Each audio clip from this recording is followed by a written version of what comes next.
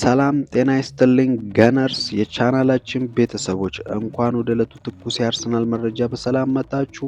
ዛሬ በሰሜን ለንደን ቤት እጅግ አስደሳችና ፈጣን የሆኑ የዝውውር እንቅስቃሴዎች እየተሰሙ ነው። መድፈኞቹ በዓለም ዋንጫ ላይ እያበራ የሚገኘውን አዲስ ኮከብ ለማስፈረም ይፋዊ ንግግር የጀመሩ ሲሆን በአንጻሩ ደግሞ የአንድ ተጫዋች ስንብት ሙሉ በሙሉ ተረጋግጧል። እስከ ቪዲዮ ፍጻሜ ድረስ አብራችሁን በመቆየት ሙሉ መረጃውን እንድታዳምጡ የጋበዝኩ። ለቻናሉ አዲስ የሆናችሁ ሰብስክራይብ ማድረጋችሁን እንዳትረሱ። ወደ ዝርዝር መረጃው እናልፋለን።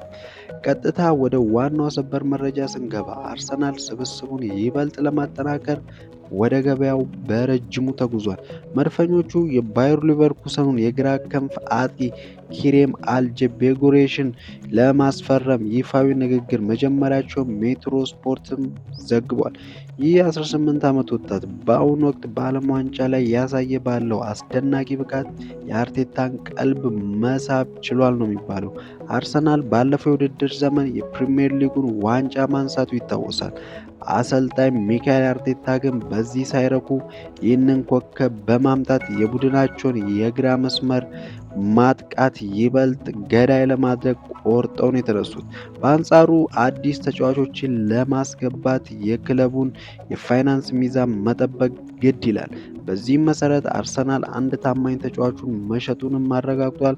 ፖላንዳዊ ተከላካይ ያዕቆብ ኪወር በቋሚ ዝውውር የፖርቹጋሉን ፖርቶ ክለብ በይፋ ተቀላቅሏል። ክለቡ ከዚህ ዝውውር 22 ሚሊዮን ፓውንድ ወይም 15 ሚሊዮን ዩሮ ገደማ ያገኛል ተብሏል። ይህ ስንብት አርሰናል በዝውውር ገበያው ላይ ተጨማሪ ገንዘብ እንዲያንቀሳቀስ ትልቅ በር ይከፍትለታል። ኪወር ከዚህ በፊት ለፖርቹጋሉ ፖርቶ በውሰት ሄዶ የሚጫወት ሲሆን አሁን ግን በቋሚነት መፈረሙ ነው እየተነገረ የሚገኘው።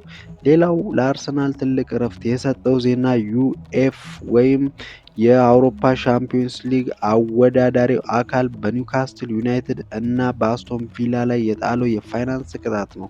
ሁለቱ ክለቦች የወጪ መመሪያቸውን በመጣሳቸው ምክንያት የተቀጡ ሲሆን ይህ ደግሞ አርሰናል ለረጅም ጊዜ ሲፈልጋቸው ለነበሩት ብሩኖ ጉማሬሽ እና ሞርጋን ሮጀርስ የሚያደርገውን ድርድር ቀላል ያደርገዋል ተብሏል። ኒውካስትል ፋይናንሱን ለማስተካከል ተጫዋቾችን ለመሸጥ ሊገደድ ስለሚችል አርሰናል ጉማሬሽን በ65 ሚሊዮን ፓውንድ አካባቢ የማግኘት ትልቅ ተስፋም ሰንቋል። አርሰናል በአንድ በኩል ወጣት ኮከቦችን ለማምጣት ሲደራደር፣ በሌላ በኩል ደግሞ ተጫዋቾችን በመሸጥ የቡድኑን ስብስብ እያስተካከለ ይገኛል። እናንተስ የክሬም ወደ አርሰናል መምጣት እንዴት ታዩታላችሁ? የኪወር ስንብትስ ተገቢ ነው? ያላችሁን አስተያየት በኮሜንት መስጫው ላይ አስፍሩልኝ። ቪዲዮ ላይክ እና ሼር ማድረጋችሁንም እንዳትረሱ። በሚቀጥለው ቪዲዮ መረጃ እስከምንገናኝ ድረስ መልካም ጊዜ ይሆንላችሁ። መልካም ቆይታ